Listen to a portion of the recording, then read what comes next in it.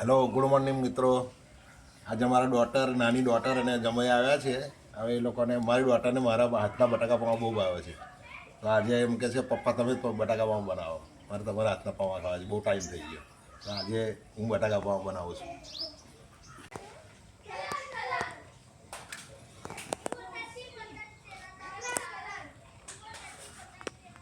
તો હવે નાખીશું રહી. તેલ ગરમ થઈ ગયું છે, પછી નાખીશું જીરું.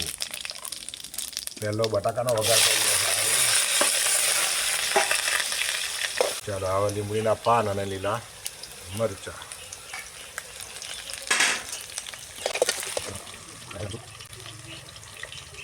હલ્દી અને બટાકાના ભાગનું મીઠું.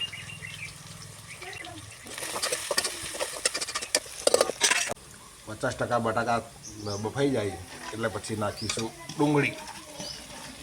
બરાબર. હવે 2-3 મિનિટ એને છે ને ઢાંકીને પછી થોડા થવા દેવા, ચડવા દેવા પડશે. હવે જોઈ લઈએ, ચેક કરી લઈએ ડુંગળી બરાબર થઈ ગઈ છે, શેકાઈ ગઈ છે.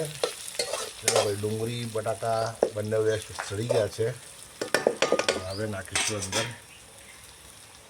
પૌવા. પલાળી અને કોરા કરી રાખેલા પૌવા છે અંદર નાખી.